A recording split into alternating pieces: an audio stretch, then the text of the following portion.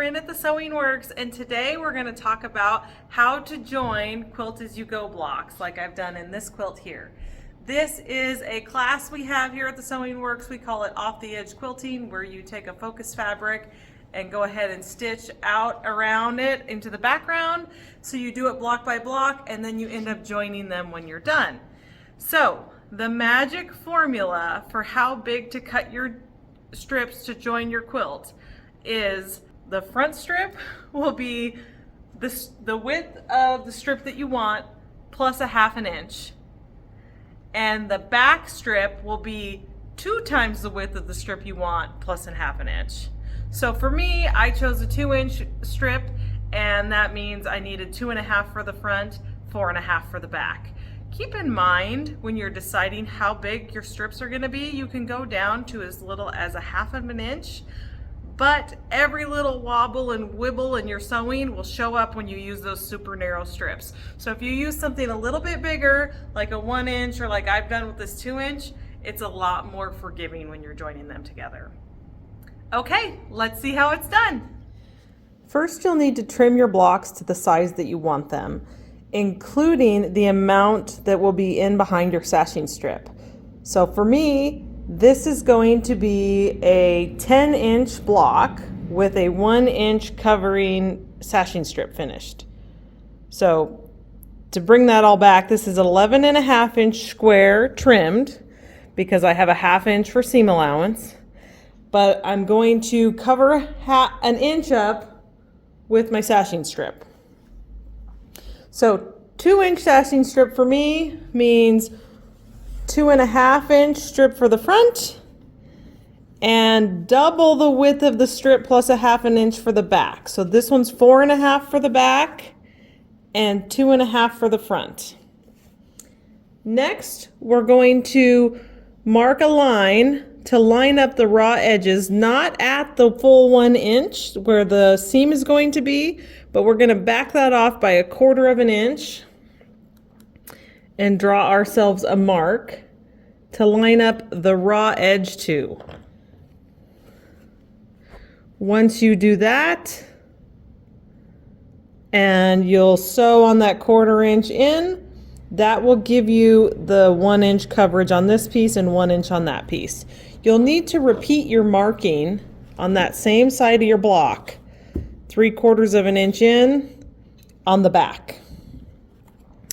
Next, leaving the back side exposed, I'm going to press the back strip in half lengthwise, and then I line up the raw edges to the line, but because this piece is thicker, I always back it off a skosh, which is about 1/8 inch. I don't know if you can see that that line is just peeking out just beyond. And I'm going to pin this in place.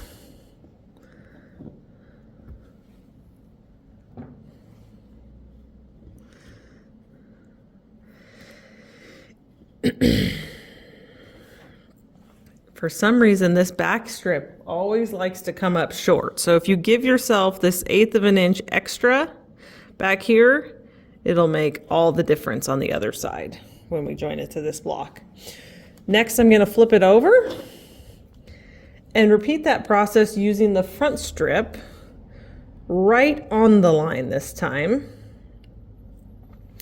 And as I pin the front strip, I'm actually going to pin through to get both the front and the back in one bite so that I can remove the pins on the back as I go. Make sure I'm lined up here.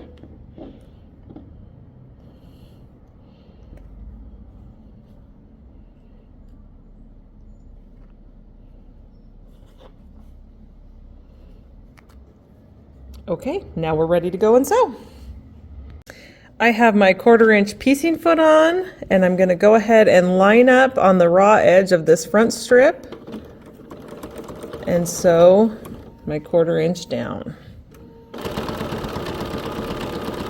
Yes, there is a technique to do this with the ruler foot, but if I have the choice, I do like using the straight 1/4 inch foot and my feed dogs to sort of help me here. and my dual feet foot, which gives me more traction.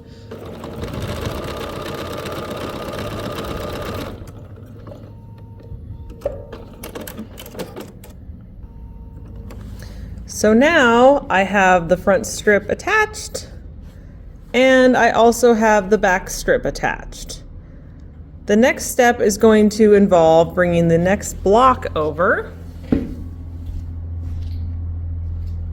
which I have already marked, and I like to lay them out exactly how they're going to be joined, and then roll the piece with the sashing on top of the pieces going to join to, lining that raw edge up on the line that I've marked.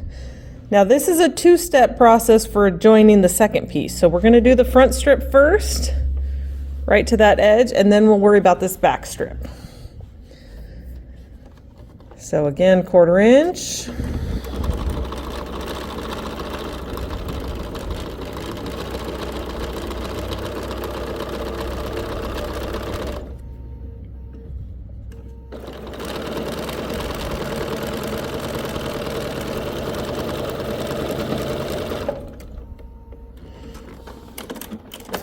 And now we're going to lay this flat. Let's just double check that everything looks good on the front side.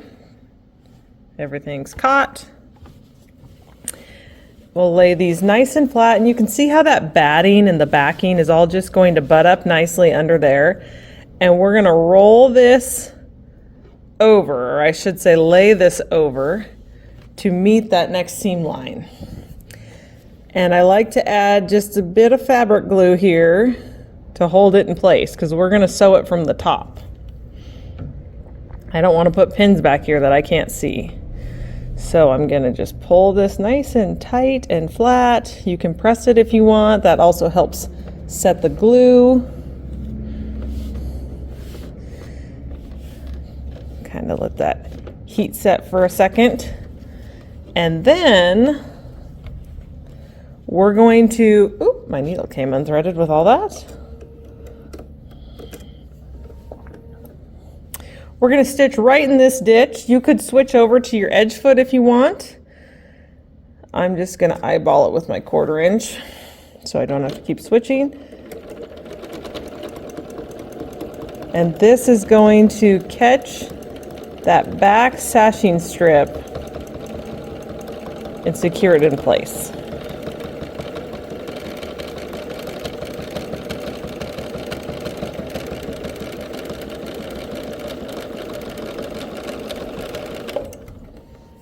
Let's see how we did.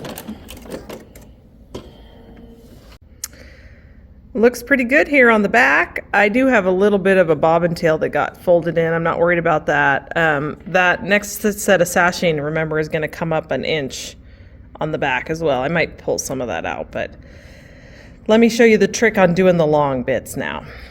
The main thing I wanted to tell you before you go to do your long strips to join your rows together is you might have to make an adjustment to split the difference. Although these pieces on this end are fairly even, I can see I might have a bit of an issue with this particular block, the way that I trimmed it. And I did that intentionally to try to center my design a little bit better. This is when you'd be better off to have an even bigger background piece, but I'm dealing with what I've got. So if I was to mark this at 3/4 of an inch from the edge and sew a 1/4 inch in, I would barely catch that. So instead, I'm going to put my line on the 1 inch mark. So I will definitely catch this one. And then on this other side, I'm going to take only a 1/2 inch. So I move the 1/4 inch to that side so that I can better cover that batting gap. And you just want to mark your lines again nice and straight with the big long ruler before you go to sew. You can see I've already joined all my rows together here, and I used the same technique to actually add on my borders. So I had my border strips with batting, and I used a sashing strip to attach those as well. I hope this was a helpful tutorial on how to set up with the size strips that you want to cut and also how to attach them. And the lovely thing is, not only are your blocks beautifully quilted one at a time, manageably under your sewing machine, but it adds that extra dimension of quilting right on the edge of each strip so that your entire project looks pristine. Thanks for joining me. I'll see you next time.